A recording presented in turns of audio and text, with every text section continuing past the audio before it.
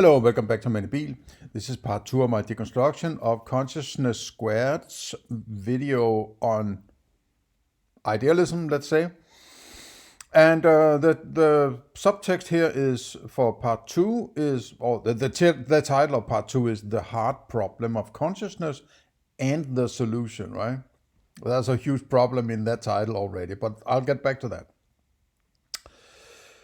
The hard problem of consciousness is only a problem if you start with incorrect assumptions about the world. And the flawed assumptions of philosophical materialism are center stage. When those Western assumptions are corrected, there is no problem at all, and philosophical idealism is the most parsimonious alternative. I don't like this Western-Eastern dichotomy, right? I mean, where did the ideas of democracy and the free market and technology and medicine and all this, where did that develop? Out of a supposedly materialist ideal, right? What did the Easterners do, right? Sit and smoke grass in the huts and thinking that my mind is whatever, right? Eastern thoughts. I'm not saying that they're stupid or crazy out in the East, but I'm just like it's this. I also have this notion that there is some self-flagellation of your own culture in what we could call the West, right? It's like if I'm beating my own culture to half death, I'm sort of, I'm validated in being much richer than the East or the South or the Third World or whatever, right? So there's some kind of paying penalty of my riches by destroying my own, or saying my culture is subpar to the East or whatever. That's my judgment, right? That's a notion I have, and I'm sick and tired of it, right? I don't give a fuck about culture, right? I care about good arguments, right? Give me your fucking argument, man. Give me a good argument, and I'm all ears, right? Even if it's a bad argument, I'll listen, but I'll tell you afterwards if I think it's a bad argument, right? But give me an argument. Don't talk about East-West dichotomies and bullshit like that, right? At least not if you're doing the low level or deep level metaphysics or anything along those lines. When those Western, did I read this? I'll do it again. When those Western assumptions are corrected, there is no problem at all, and philosophical idealism is the most parsimonious alternative. Oh, so no, it's they are wrong over there, and because they're wrong, you have to go and take it's the only alternative is my philosophy. Oh. Okay, and then it says, many thanks to the inspiring book by Bernardo Kastrup called The Idea of the World, right? And you can go buy it there on Amazon. Okay, so it's clearly a disciple of Bernardo Kastrup, right? And I see the same kind of talking points and the same kind of use of words that spells to me, because I've been a victim of the same approach, because I've while I've been learning and doing philosophy, right? Or learning to do philosophy, I've been using the same kind of terms that I heard somebody else use, right? Which is sort of, I'm not saying it's sort of necessarily incorrect, but it does come across as somebody, at least to me now, right? As somebody who's parroting somebody else, rather than, okay, I have to digest this, conform it to my own philosophy. What is my own philosophy? Do I actually have a philosophy? Am I just eating raw what I want to be a good philosophy? Or have I actually constructed it and reflected it me and banged it against my own philosophy? And if you would keep parroting talking points by somebody else, I'll have to deduce that you're not thinking for yourself. You're just parroting whatever philosophy fits some kind of confirmation bias narrative you already have, that is based on whatever childhood experience or religion or sort of hardline materialism or scientism or whatever. Whatever is your bias, right? You have to get rid of biases when you do philosophy. Otherwise, I'm not taking you seriously, right? And if I'm trying to trace whether or not, because it's very, very, very difficult to kick out your preconceived ideas of how things are supposed to be understood, right? So I'm always very focused on trying to figure out whether or not this person is good at kicking out biases. And this doesn't sound to me like somebody who's good at that. It's quite opposite. Somebody's just eating raw whatever philosophy fits a narrative or a preconceived conclusion that they are arriving at. Doesn't matter whether or not it's good philosophy or not. It might have something to it, but it's not fully fleshed out or fully formed, or there are problems, right? But as long as nobody can really see the problems, it doesn't matter, because you end up with the right conclusion, right? So, okay, let's get into the meat of the matter here. We experience qualities of the world, such as the colors of a sunset. And goddamn, I hate this elevator music, right? It's trying to calm me down, and it's sort of 5-7 minutes of feel good, right? Yeah, over here we have nice, calm, mindfulness music, right? Why are we not hearing sort of grindcore metal or something like that, right? Why not? What's wrong with that kind of sound, right? That would actually make it kind of interesting, right, to me, right? I'm just going through I have a significant size music collection, and I've been collecting for years, and this is mainly my CD collection, right?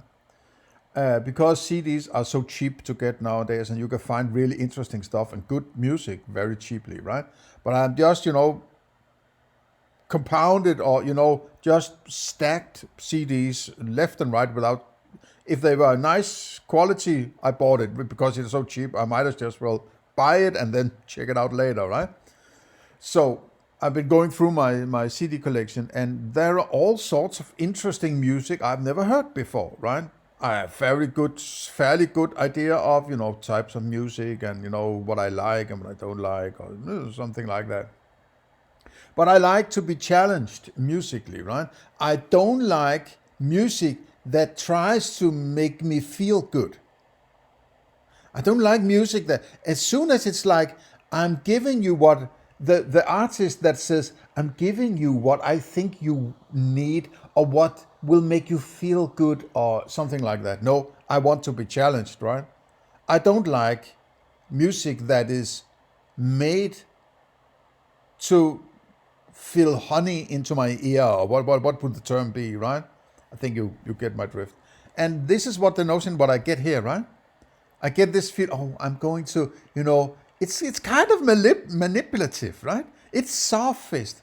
It's all these, pictures of the universe and the Milky Way and the big lines of, a skull on fire, or a mind with, right, with embers on it, whatever it is. It's this woo-woo graphics kind of approach, right? Just give me the argument, right? Don't try to fuck with my mind and my ears while you're doing it. Sweetness of strawberries, textures, smells, and music, as well as all kinds of thoughts, emotions, memories, and ideas. We reimagine the past and conceive of the future in our minds, and we give attention to these experiences in turn through consciousness.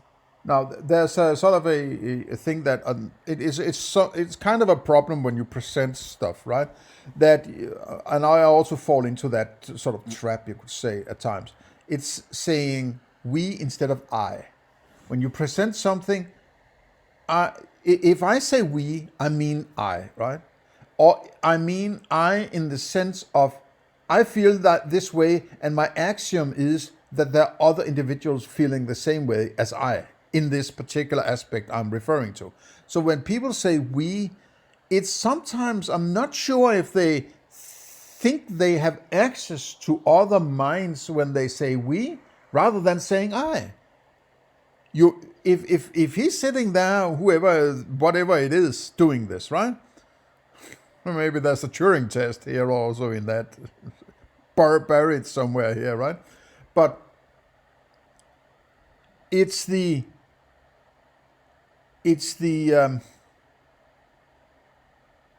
notion of, when you say we, you are lumping the viewer into your thinking.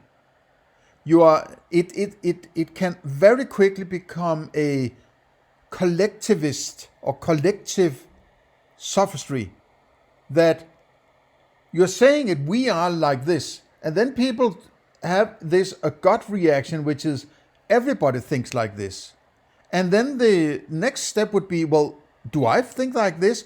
Oh, I better think like that because everybody seems to be thinking like that, right? It's the fear of being outside. It's an appeal to creating a notion of ostracism in you that makes you sort of conform to the thinking out of fear of being out of the group, so to say, right? At least there is a risk of doing it. And that's why I constantly try to say, I mean I, when I describe experiences and so on. I only mean I. Even if I say we, at most I could be meaning that's how I experience it, right? That's my philosophy. And I suppose that somebody else could have the same philosophy if it's we, but it's grounded in an I or a me, right? Okay. Now imagine if there were another version of us that appeared and acted in exactly the same way, but had absolutely none of those experiences.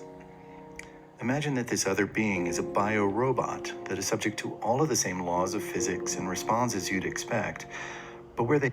I don't know what a bio-robot is. How would I know it's a bio-robot? So I can't know if it's a human being, but apparently I can know if it's a bio-robot. Isn't a human being a bio-robot of some kind? What's the difference? I know he's getting to the zombie problem, or the problem of other minds. Sure, you can't get to other minds because minds is in this sense, I use it as a term to encompass all that I have access to within my experience. Being the experience, the qualia, the cognitions, the abstractions, the ideas, the thoughts, the pain, the pleasure, the love and hate and whatever, right? And awareness, all that is within a catch-all term called mind. But mind you, that doesn't mean everything is made of mind, as I pointed out in the last part, right? Go listen. That just because I call something X doesn't mean it's made of X, right? Just like if I say, that's a car, therefore it is made of car. This is stupid, right? And the same goes, in my opinion, for saying that, okay, if I have a catch-all term for all that in order to communicate with you, a mind over there, which is implying deductively, so to say, it holds, your qualia and cognitions and awareness and all that in there, right? If there's something outside my experience that is also a mind, I have no access to it, obviously, right? It doesn't take, it's obvious. It's obvious. Even if I could argue for an external world, I wouldn't have access to whatever is going on there because I'm still locked inside my experiences, right? I'm saying you cannot argue for an external world. You cannot argue for it. All ideas of external worlds are just that, ideas. They are abstractions. They are conjured up in your mind, right? In your mind or in your awareness or whatever you want to call it, right? That doesn't mean that just because you can imagine it, that is actually there, right? Just because you can imagine an external world doesn't mean there must be an external world, right? That it's not a good argument. It isn't an argument. It's just wishful thinking in a way, right? That you're deciding to follow whatever, right? And all the arguments I've heard from any of these idealists, or any Bernardo Kastrup in particular, is, well, you can't argue against it. That's not a fucking argument. Right? You can't disprove it. Right? You can't argue against it. I'm so used to thinking of an external world, so I guess it's there. It's something along those lines. These are not valid arguments. Okay. They had no awareness of any But experience. maybe I should get to this. What is he is doing this as if he has access to something outside his. If that blue bubble there is his mind, then he is inside that mind imagining this, right? But it's still an imagination and a description which is a part of his mind. He has stepped out of his mind now and trying to convince you that he can actually step outside his mind and sort of be a part of an external realm of a kind where he can describe this mind over there and a mind over there. So he's actually violating a fundamental ontology here, in my opinion. He's stepping out of his own experience, right? That is a fucking mind trip, right? And nothing but. You can't step out of your own experience. Either you don't have an experience and there's nothing but your imaginations, right? Though those imaginations are there because you have some prior experiences that you are referring to through a memory or whatever, right? But just because if you close your eyes and ears and deprive yourself of any qualia, that you could be aware that there's nothing to be aware of, doesn't mean that there's some sixth sense or there's some magical ground floor experience that penetrates everything, even your own experience. And that is also, something that Bernardo Kastrup argues for. And all these arguments here are always put somewhere where you can't go and check, or it would be very hard to go and check whether or not it is actually the case, right? It's some woman in Germany who had an experience, or if you were in a sensory deprivation chamber, you would have a ground floor subjectivity that is connected to the big mind or whatever, right? Something like that. But in your everyday, you're because there's all this noise of your pathetic little experience, right? Okay, let's head back. There is nothing it is like to be them. Then the question is, but come on. No, but it's just imagined, right? You're imagining shit. It's basically saying, I can imagine shit out there, right? So now the question becomes, how do I solve the problem of the imaginary shit I came up with? Oh, these crazy people, man. If the world is controlled solely by the laws of physics, why are we not bio-robots? Why do we experience anything at all? Why does the world have qualities? Yeah, I would ask the question, why are you imagining shit you have no business imagining? Why are you placing yourself outside your own experience? What's the matter with you, man, right? That is possibly the problem of idealists. They just jump out of their experience. And I have a gut feeling, to put it that way, that is the whole deal with idealism.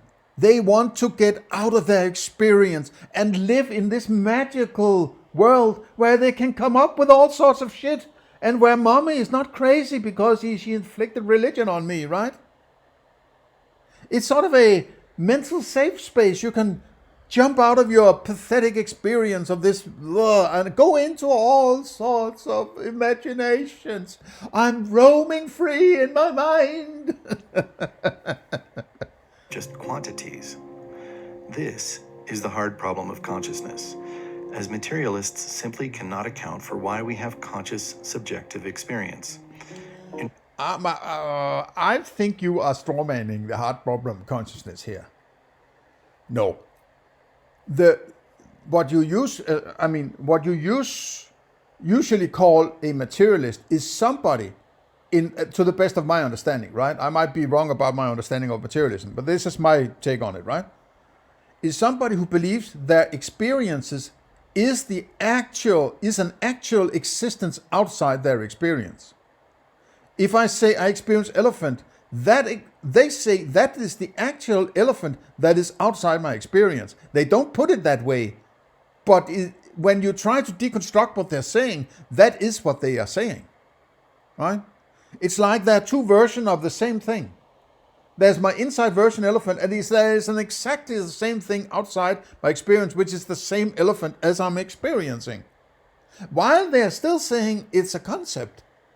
So there are all sorts of problems with this ontology, right? Understanding, or even metaphysics, because they're saying there's an outside world. So an outside world, I would say, is a fallacious idea that comes from the default setting, which is materialism. And a problem with these idealists is they refute materialism while they at the same time keep an idea of an external world.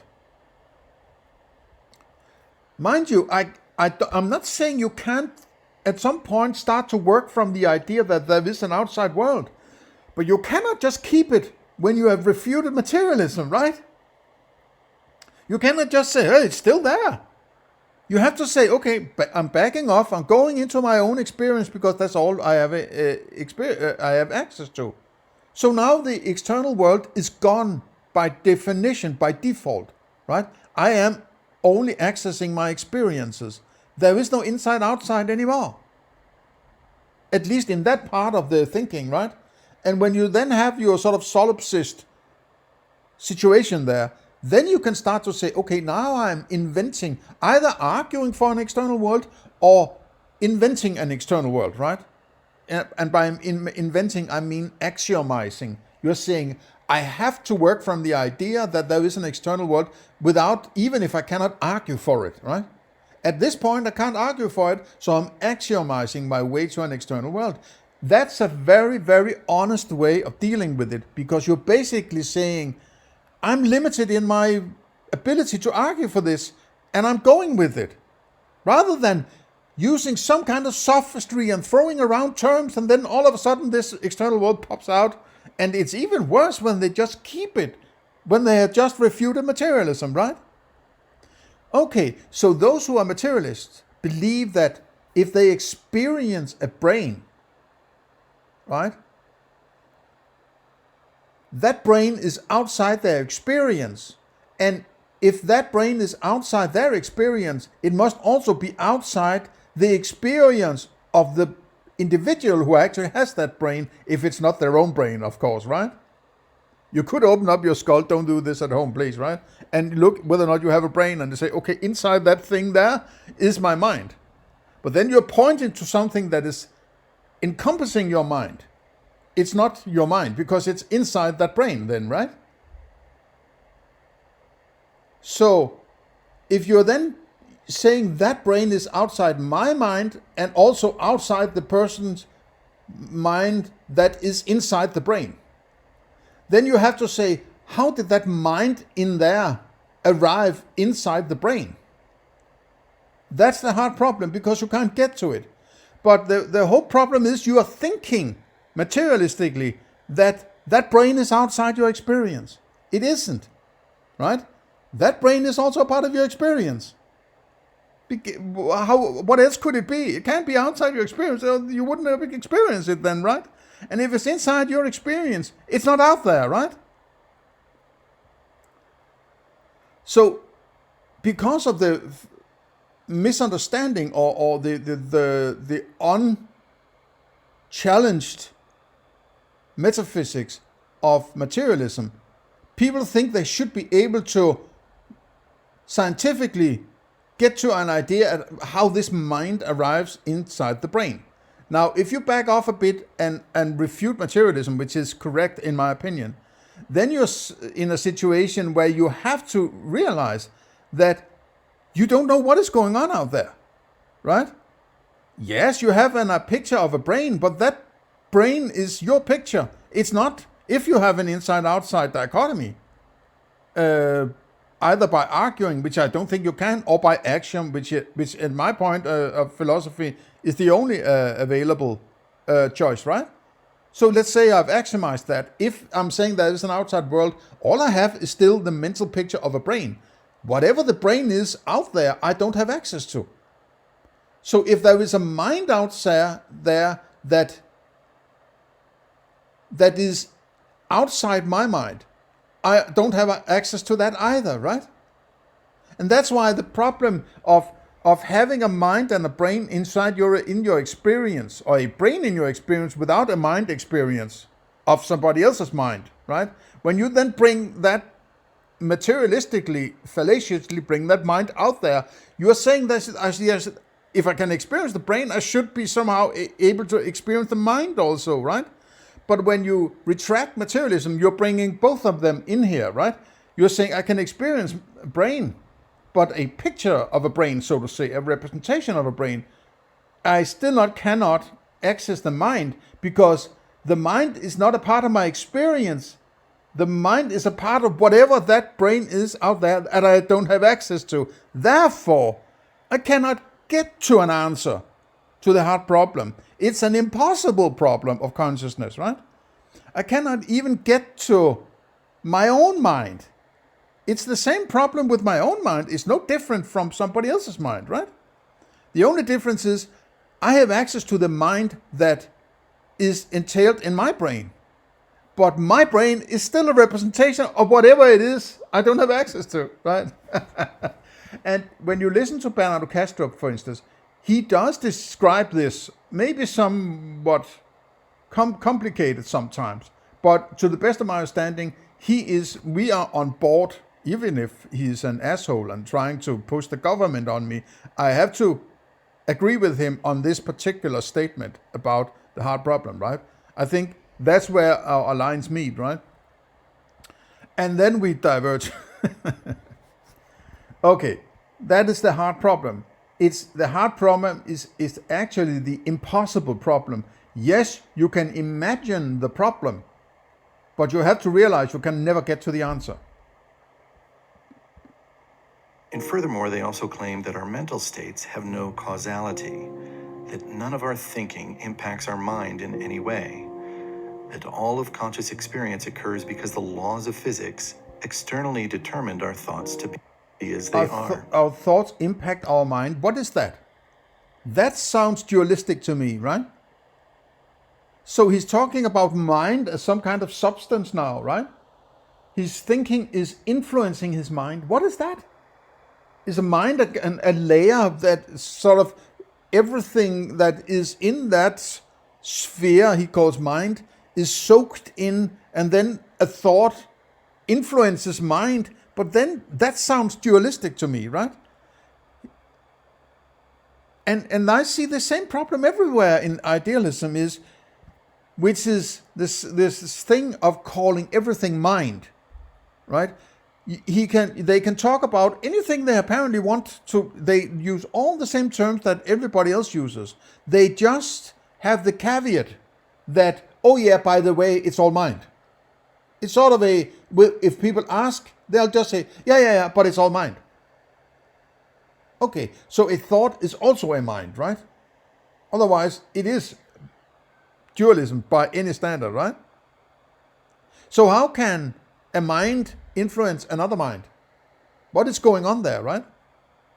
And that is one of the problems they have to deal with. And Bernardo have come up with this explanation of dissociation because some woman in Germany hit her head and all of a sudden have the dreams of somebody else or whatever the bullshit is, right? And only this woman in Germany has experienced this, so therefore everybody works this way, right? I don't buy it. If I can experience it, I don't buy it, right?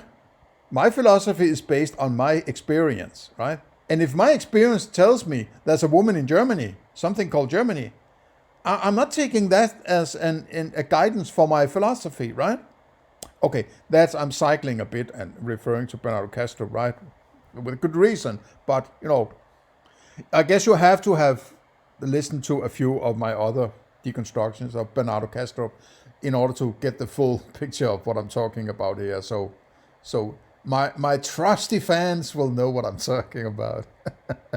And if you're new here, thank you for arriving and thank you for joining my philosophy ramblings, right? I've got 10 or so new listeners within the last few months, and I'm happy you join. And in fact, referring back to my sorting my music collection, in the last few weeks, I am searching YouTube for the music rather than putting it on my player. Then I search YouTube for the music, and usually I can find basically anything there. Right? It has to be very obscure if it's not on YouTube. And sort of listen through and see, is this something I want to keep, or should I sell this CD, whatever, right? And more than a few of these artists who have channels on YouTube have fewer subs than I have. And some of them are albums that have been reviewed by, respectable music reviewing sites on the internet and so on. And some of them have fewer subs than I have. Okay, and I'm doing hardcore philosophy, right? And they're doing, pleasing music, or at least to some extent. So it's like, okay, maybe I'm not doing too bad. After all, right? But I would like to get to the magical limit of 1,000 listeners, right? Or 1,000 subs. So if you want to help me out, please share, like, and subscribe. Give me a like each time you watch my video to help the algorithm get my message across, so I can reach more people and so on. It would be nice to get a bit more than 286 or however many I have subs, right? Not that I don't appreciate all of you. I absolutely do. You must really care about philosophy, otherwise you wouldn't be here, right? So rather have 286 hardcore subs than 2,800 sort of average listeners, clickbaity shit, right? So, okay, let's head back into the video. Materialism has a number of problems beyond the refutation through knowledge that we showed in a previous video. Another problem is that according to materialism, we must have evolved conscious experience because of beneficial mutations. But if our minds, the most complex things that we know of, are non-causal, then there exists no benefit to having a mind, and therefore there is no way for the mind to have evolved. It doesn't make sense. No, I agree with that. But that is just the problem of materialism. The paradox involved in materialism soaks through all sorts of conclusions in the bordering on science and so on, and these contradictions that science ends up in, because usually scientists are materialists, right? It starts to look weird all of a sudden, science. Because they can't get to this mind thing, right? The heart problem and so on, and neuroscience or whatever. It's impossible. And that is what they hang on to. They so desperately finding flaws in somebody else, create a dichotomy of metaphysics. It's either materialist or it's idealist, right? That's the first step, right? If you have to be convinced of that. Then they find flaws in materialism and say, well, materialism doesn't work, right? I guess all that is left is idealism now, right? It is sort of sophistry. It's just pure sophistry. Right? It's a dishonest way of arguing for your stance, of your thinking. By pointing fingers, creating a dichotomy, pointing finger, throwing mud at the other people, and then say, therefore you should come to my trenches, right? And start throwing mud at the other ones, right? There's sort of satisfaction also in having someone to fight, right? If you're fighting somebody, you have been able to place immorality somewhere, right? I think this us versus them and morality are very closely linked, right? There is a satisfaction in being able to point fingers at somebody who has gotten it wrong or are weird, or and everybody falls prey to that, and even me sometimes, right? Even if I try to be neutral, there is some satisfaction in so let's say ridiculing or finding stupid shit that somebody said and say, that's stupid, right? And they sometimes it can very quickly get into some immoral thing where, well, that's why religious people label those who don't believe as atheists, because then they can point finger at them and say they are atheists, they are the evil ones, they are the non-believers, and it's very, I think it's a deep layered thing in human psyche, that if there's nobody you can point as being outside the group, there is no group, because everybody is in the group then, right?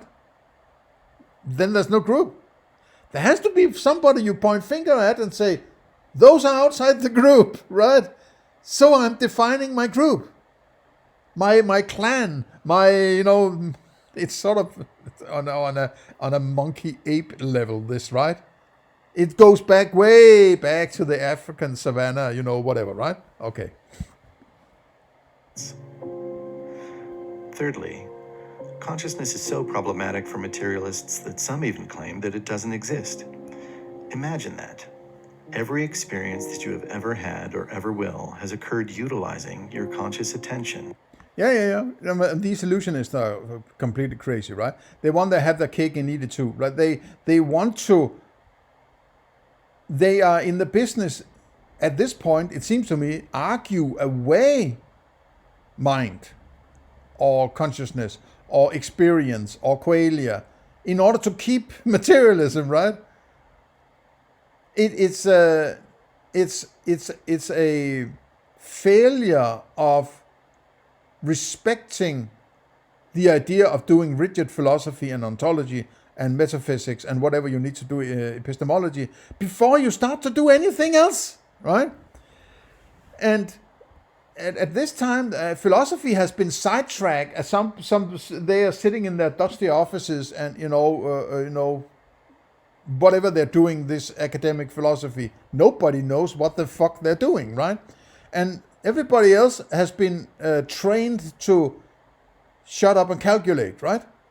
Just do as you're told. Science has decided, trust the science. You go and calculate. Use this formula. This is the periodic table. Use it.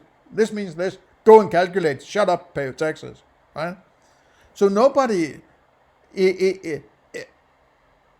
good philosophy has been sort of left lying on the floor there. Nobody is... it's like in the old dusty cupboard where you stuffed some shit in that you said, maybe I need this later, right? And 10 years later, you sort of dig it out and say, holy shit, do I still have this? Why do I need this? Throw it out, right? That's the point. This level of philosophy has ended up in a situation. And then a few people have realized that there is this problem. And they start to dig out metaphysics and ontology and dust it off and try to present it in their own mind or in their own picture. And there all sorts. I will predict that in the coming years, in coming decades, all sorts of weird philosophers, quote, will appear that will have solved the problem of the ages of mind and matter and idealism, materialism, whatever, right? Just like Bernardo Kastrup. He is one of those people, and they will start on this crusade of changing the world and so on, right?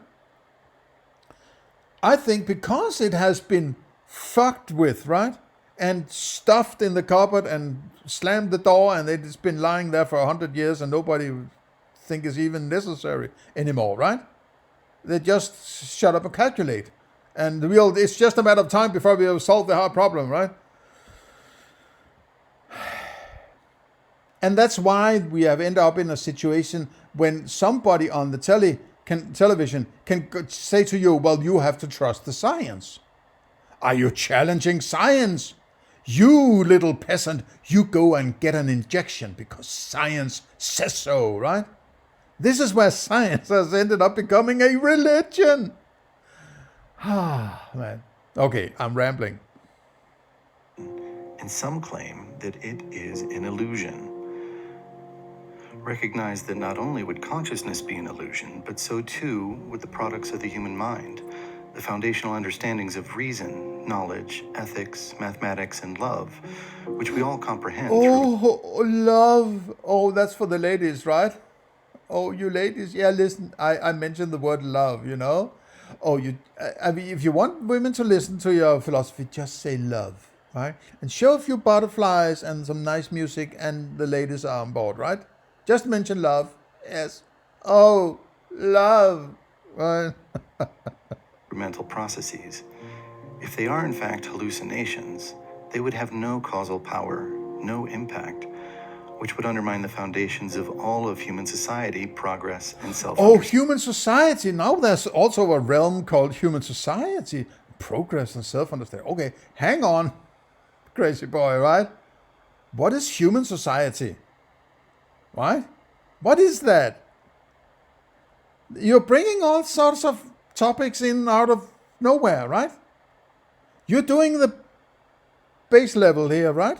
You can't just bring shit in out of the blue, right? You have to tell me how you get to it.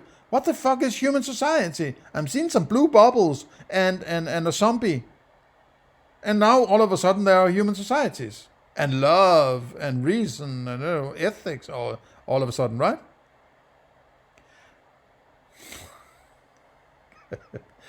Oh man, right? It's the it seems to me that there's a combination of people don't want to go to the deep end and be very rigid about their philosophy, and or they want to skate over it and present it as this kind of sort of lo-fi kind of appeal to your. It's, yeah, you just have to, but ding, ding, ding, ding, dong, ding, dong, dong. Every thing is solved, right? It's quite easy. This materialist, they're just stupid, right? Just follow me and Bernardo, and we will. Yeah, it's sort of a. It's just this elevator speech of some kind. It's just a quick little sort of love and mathematics and human society and bang, bang, bang, bang, right? Oh. Fortunately, this illusion theory is not true, for illusions are also experiential states requiring conscious attention. So what's an experiential state? I don't know what that is, right? So there is an experience that you then classify as something. Why are you classifying it?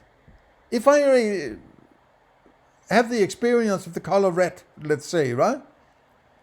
Why do I need to call it an experiential state or whatever he did, right? Why? Why can't I just call it red and be done with it, right? No, we have to classify it and coming up with descriptions and then we can imagine something from the description because we made this particular description that has this meaning, and this meaning follows from this imagination that can abstract this and that, and all of a sudden the big mind, right? Trying to explain away consciousness by presupposing it. This is circular reasoning.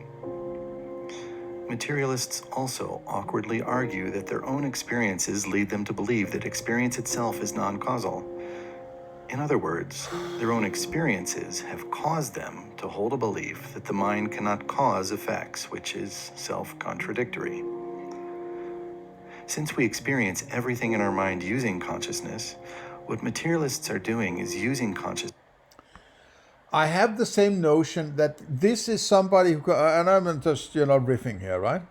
But somebody who has been used to try to argue philosophically for religion are going to try to find errors in that which they're trying to refute. Otherwise, how could they refute it if they can find errors in it? It's like bunch of creationists who find some flaw somewhere in Darwinistic evolution, or in the Cambrian explosion. They can't explain why eyes appeared in the evolutionary steps, right? And therefore, there's no evolution. So it doesn't, you don't need half an arm, right? So if arms have to grow out, it either have to be there or not be there. You have no There's no advantage in half an arm, right? Before it grows out and become a whole arm, right? As supposedly evolution does, right? Well, this is just trying to find problems or aspects that hasn't been fully formed or developed yet, right? There's still gray areas in the explanatory, in the explanation of how things unfolded according to the theory of evolution, for instance, right? But this is what they do. They go and find, oh, there's a problem there, and that problem leads to another problem that is sort of, and therefore the whole thing is a mess. And don't listen to materialists, right? This is the approach. This is the approach. This is the second video now where he keeps pounding on materialism and say there's a problem there, a problem there. It might be okay that he's pointing to the problems, but it doesn't say anything about the validity of his whatever philosophy is going to push on me, right? It grooms you. It's a grooming practice. It's a grooming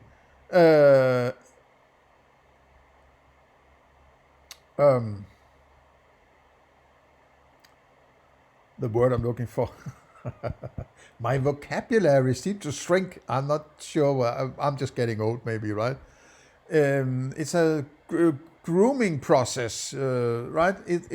It grooms you into being more, as I said in the first part, it grooms you into being more susceptible to whatever he's going to come up with, right? Now listen to this, right? Listen to this. That when people give you their opinions, right? There are two sides to the opinion. The opinion is first finding flaws somewhere, and then coming up with a solution that is better than, if there's a solution being applied now, a solution that is better than the one solution or the no solution to that particular whatever problem, right? Usually people are fairly good at finding and describing the problems. But when it comes to the solutions, right? That's where you have to listen carefully. Usually they can find the problems, and by describing the problems, you are sort of invited into saying, I understand the problem. I'm on board with that problem. Hey, maybe we are sort of thinking along the same line. And then they sort of, it's what's it called? Bait and switch, right? They bait you with being able to point out the problem. And then you are more likely to eat whatever solution they're going to push on you afterwards. When they switch from describing the problem to starting to give you the solution, that's where your attention should be strongest. And that's usually where it is weakest, because you have just aligned yourself with somebody who sees the same problem as you, right?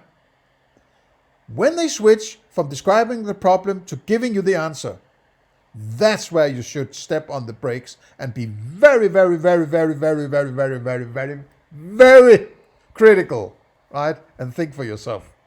Because usually they're full shit, right? There should be a law. People should be taxed, right? But one solution is more crazy than the other, right? So, mind you heed my warning, right? Usually people are fairly good at finding the problems, but getting to a solution, that's where their philosophy and their metaphysics and their ontology and their idea of knowledge and their ethics and all this should have been established before they even attempt coming up with a solution, right? No. They have seen the light. The solution is this. And there's only one other solution compared to the problem, right? So it's the same story, right? Every fucking time, right? It's the solution, it's the problem-solution dichotomy, maybe. I don't know what to call it, right? But just think of it, right? Try to, when you listen to people, and whether or not you agree with what they describe as a problem, but usually The problem for you as a listener is when you agree with the problems and the identification of the problems, and you're more likely to eat whatever solution they're serving you afterwards, right? Take care and listen carefully to the switch from describing the problem to fixing the problem, right? It's when you go into the fixing of the problem, that's where the problem is usually, right? It's how you fix the problem that usually compounds the old problem even more, right? It's like when government creates a problem and then people beg the government to fix the problem that government made. So they are going to tax you even more now, right? So it's just compounding the problem, right? As somebody said, maybe it was Einstein, you can't solve the problem within the same paradigm that it was created, right? So just give it a thought, right? In order to experience matter, and then they turn around and deny that which enabled them to experience it in the first place. That stance is purely dogmatic. Materialists are caught in a logical trap of their own assumptions, but there is an obvious way out. Consider that every experience that you have ever had or ever will have is possible only. This kind of floaty, everything moves presentation here is freaking annoying, right? And I would have to deduce or conclude that it wants to come across as serious and pointing things out, but you're not allowed to sit there and think about it. It flies away immediately. So you're not allowed to think for yourself. You should just be sort of poking at your mind, right? You're not allowed to think here, right? And not unless you do something like I'm doing here, right? You should just sit there and receive, right? Only through consciousness. Every experience of your senses, every dream, thought, memory, and idea. And when you think about it, consciousness enables the only first-hand experiences that you have had or could have of anything. What is consciousness? It might be a matter of semantics. What do you mean by consciousness? What I would like things to be more precise, right? Maybe it's just me now, right? But are you talking about the qualia? It seems to me that people, when they're doing philosophy, they talk about basically anything but direct qualia and how to handle it. It's like it's just there. I have no control of it, so it doesn't really. I'm not really interested. I'm really interested in my imaginations and the big thing, right? I'm interested in this truth and knowledge and mind out there and mind in there, whatever. It's the big abstract thing, but direct experience. No, you don't need to talk about that, right? I like things to be sort of grounded somewhere, right? I like there to be a reduction base. I just, can remind you that there was some criticizing a sort of half-joking comment I made on the board. And please join the board, right? It's been a while since there's been something going on there, but recently there's a few people popping in, right? And maybe we could get it sort of more going in the future, right? So consider the board, right? But it was the person that said, okay, I gave my deeper argument for what I was trying to do, and it was sort of a criticism of Bernardo Kastrup. And the person was obviously a Bernardo Kastrup disciple. That's what I called them, right? And I say, okay, you criticize and criticize. Okay, but what is your reduction base, right? And the person said, well, I don't have a reduction base, right? First they thought I meant, tell me what Bernardo Kastrup's reduction base is. And then the person started to tell me about that. I said, no. I asked, what is your reduction base? And he said, I don't have a reduction base. Well, what is your philosophy? Well, I don't have a philosophy. Well, what the hell are you doing here then, right? You want to find flaws in philosophy, but how can you do that without having an idea of what it means to find flaws in philosophy? I think you need your own philosophy in order to be able to reflect correctly upon somebody's philosophy. Right? So otherwise, is it just about finding flaws? And if you can find a flaw in my philosophy, you can just say, yeah, fuck you. I'm going with Bernardo. So, and when the person said, well, I don't have a philosophy and I don't care about that, I don't need that, I can say, okay, then this forum is not for you. You're obviously not interested in the deeper levels of philosophy and trying to figure it out. So please leave. Don't poison my board with your stupid, comments if you're not really interested in going deep, right? So this should not be understood for those who maybe have watched it, that I'm sort of this, flying above and keeping an eye on everybody. Or you should be doing philosophy, but I don't want the forum to be filled up with crazy people, right? I wanted to keep it open for those who really want to do philosophy and want to go deep. Not these who just want to come in and criticize and say, you're stupid, I'm going back to Bernardo, right? I don't want to spend time on that, right? So that's the explanation, right? Okay, let's get back here. And more importantly, consciousness is also the only thing to each of us that has never changed. Your conscious awareness itself. How do you get to that? There's this we again. It hasn't changed for you. But hasn't it? I mean, I'm not experienced particularly much brown at the moment, right? But it may be turned this way, there may be brown there, right? But it does change in a sense, right? But what you're saying, I'm calling everything consciousness or mind, and it doesn't change because I'm using the same term all the time. It's just weird. These people are living in their abstract cloud castles, and they are not coming back to any reality-connected qualia searching stuff anytime soon, right?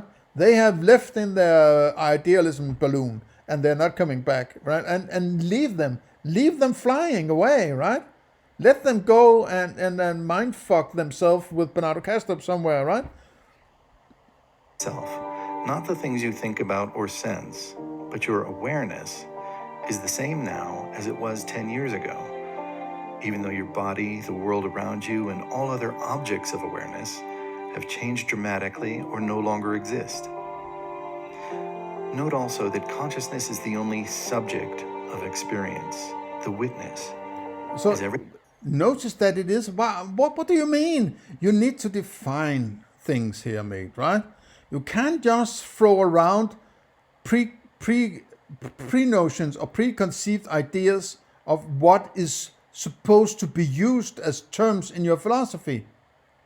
You can't just bring it out of the left. No, subjectivity. Right? Compared to what? In relation to what? How do you get to it? It's about metaphilosophy in a way. I've been sort of, mentioning that a bit lately, right? Metaphilosophy, which is, what is your method of philosophizing? What are you allowing yourself to do? And what are your reasonings for doing that? Can you make contradictions? Can you have paradoxes? Can you just bring in terms without definition? Or, what are you allowed to do in your philosophy? How does it work? What's the process of doing philosophy? It seems to me, but nobody really cares about how they're doing it. They just do it in the way they feel that they should be allowed to do it. And they, in some parts, they feel themselves allowed to do it this way, and some bit later they are doing it another way they think is allowed to do it in this particular area, right? But there's no coherence. There's no sort of settled idea on, and there's no strict sort of code for doing philosophy. It's like, okay, now I'm going to call this subjective. You better eat it, right? I don't buy that. I just find it to be bad philosophy, right? I'm not necessarily saying the conclusions that might arrive at somewhere is incorrect because of it. It's just bad philosophy where you're bringing in shit without justification. I don't buy that. Everything else is an object of experience. I might add that if you can just bring in shit,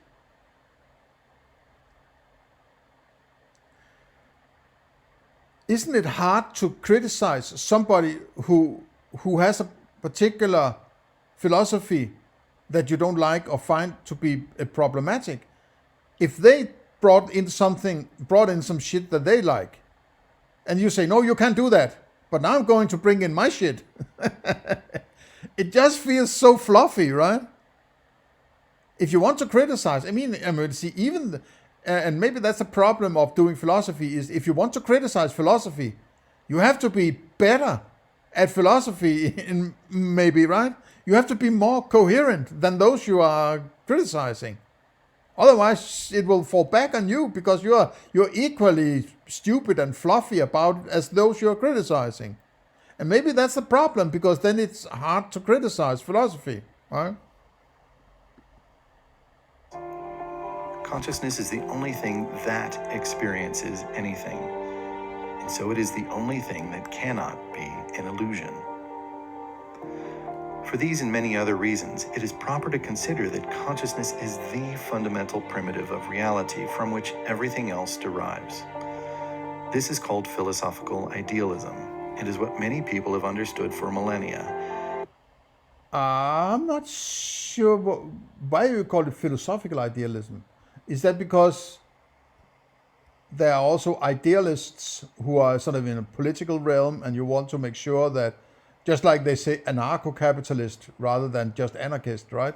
It's the capitalist version of the anarchists, right? This is the philosophical version of the idealist. Okay, I'm fine with that, I guess, right? When consciousness is fundamental, how can that be? How do you experience consciousness? How do you get to it? It's an imagination. It's an abstraction. An abstraction cannot be fundamental, you fucking moron, man, right?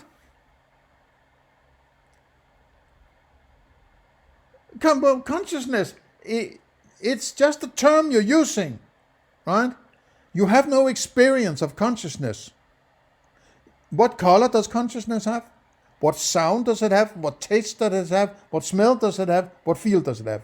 It has none of these. So it's not something you're experiencing, right?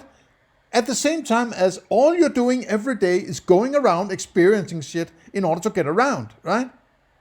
And I would bet you that all these other things, imaginations and theories and abstractions and so on, they have been derived ultimately from these direct experiences of qualia. So when you're saying consciousness, it's just your ability to create abstractions that made you create an abstraction called consciousness. Well, it can't be fundamental if your whole mind is working in a way where abstractions like consciousness are there because of your direct qualia. Then the direct qualia is the fundamental, right? We can't create an artificial construct and say everything is founded on my artificial construct. Now, if he wants to convince you of something he calls idealism, then he needs to do it like this. He can't do it with direct experience, because then you would always be able to go and check it, because you would have direct experience. So this way he disconnects himself from direct experience, so he can knock himself out in his abstractions, right? This is the trick. This is the idealism trick. It is getting you away from direct experience so that you can be mind fucked with abstractions and ideas, right? I'm not buying it. I'm not buying it, right? As it should be clear. Idealism is not, be careful, I would say this, that idealism is not that you're trying to create some fundamental stuff.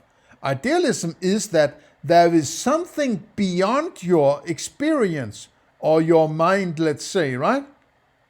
And that thing is also mind. It's not different from whatever is going on in your mind. It's also mind out there, mind at large, as Bernardo Kastrup would say. That is idealism. The other thing is a part of your ontology, you could say, or some gray area between metaphysics and ontology, maybe, right?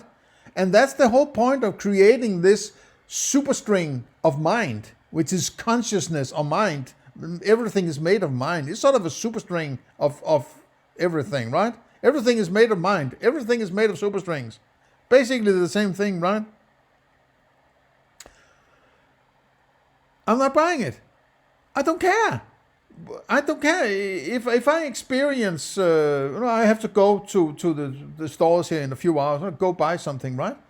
Am I going to look for some consciousness, right? Am I going to say, "Oh, I need some consciousness," consciousness, whatever? No, I'm going to look for a road and some signs and a building and whatever, right? These are direct experiences and cognitions among my experiences. That is what I'm fucking doing, right? I don't care what it's made of. And I can't get to it either. So why the fuck would I bother with all this shit, right? And the scientists of quantum mechanics rediscovered based on scientific observations going back to the double slit experiment about 100 years ago. Max Planck, founder of quantum mechanics, said, "I regard consciousness as fundamental. I regard matter as derivative from consciousness. We cannot get behind consciousness. Everything that we talk about, everything that we regard as existing, postulates consciousness." Eugene Wigner said, "While a number of philosophical ideas may be logically consistent with present quantum mechanics, materialism is not."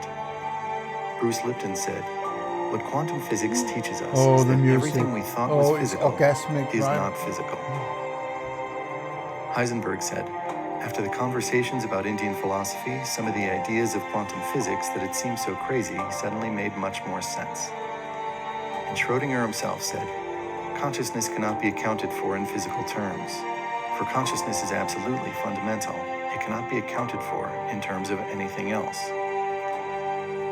If it is fundamental, the hard problem of consciousness disappears, for it is only in insisting that consciousness derives from the physical that the hard problem exists at all. Materialists' inability to explain consciousness in terms of physical phenomena is because consciousness is required for all that we have ever experienced. That's all there is, right?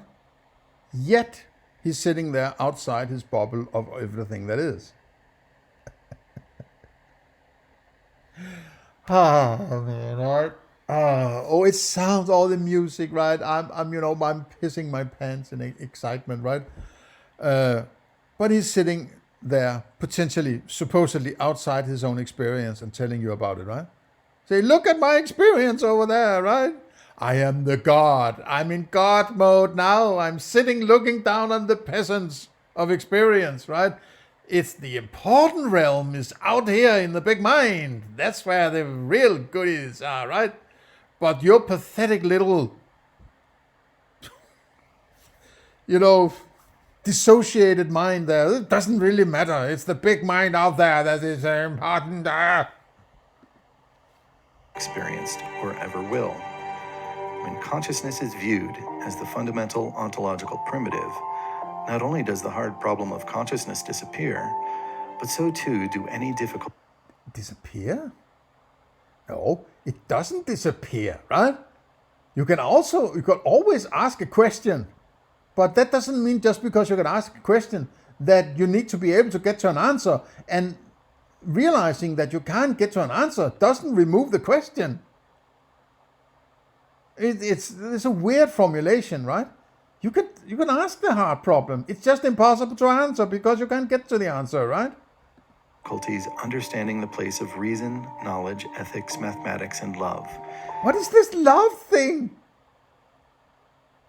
Is that for the ladies or what?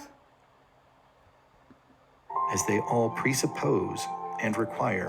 There's also those who can get sort of a patent on love, right? I'm the one talking about love. Yeah, those materialists, they don't care about love. No, But we do over here in the trenches of idealism. We are so much into love. Yeah, we want to love everybody. Yes. Right. Consciousness. To summarize, in a materialist world, consciousness is the one thing that we would not expect to find, as it would serve no purpose. But in a philosophical idealist world where consciousness is fundamental, it would be the first thing that we would expect to find. And so it is that each and every one of us has our own direct proof of consciousness. And when you stop directing attention to any and all objects of experience in your mind, an act of not doing, you find that you are one with unchanging consciousness. Give it a try. Oh, now you'll be... And don't forget to subscribe it's like, to Consciousness Squared. This is where your individuality is being dissolved, right? Now you're a stupid little useless eater who has been eradicated. It doesn't matter. It's the big thing. It's the one thing. You are one with everything, and you are just, being a oneness. So now the individuality, you don't need to think for yourself, right? Don't trouble your little sad, little pathetic mind with this, right? Because we have seen the big light of the oneness, right? We are all part of the oneness. It's a communism, and no, there's no rocket individualism here. It's all about love and kumbaya and holding hands and being ideals, right? In the one big mind of everything. Oh.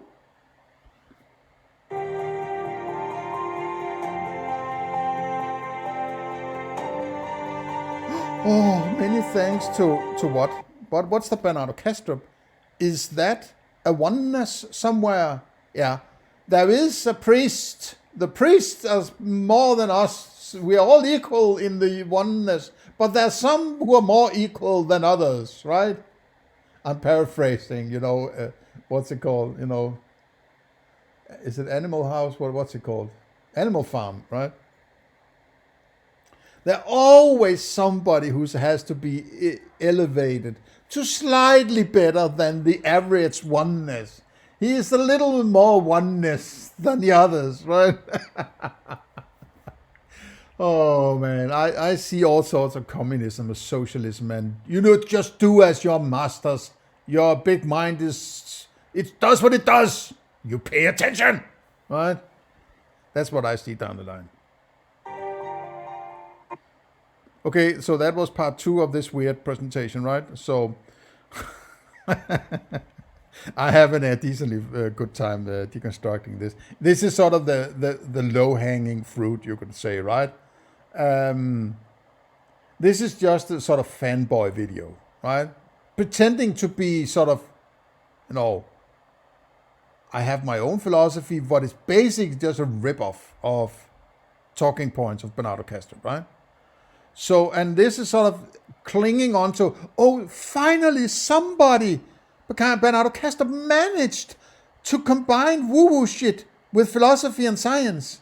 And now people are going to be convinced that materialism is, and we have communism and kumbaya holding hands and love everywhere. And mommy is not crazy. Okay. Please share, like, and subscribe. Give me a like. Give me a comment. Let me know what you think. And, consider donation. Links below. Or please ask if you want to pay in other ways. Join the board. Links also below. And otherwise, have a nice day. See you in the next one.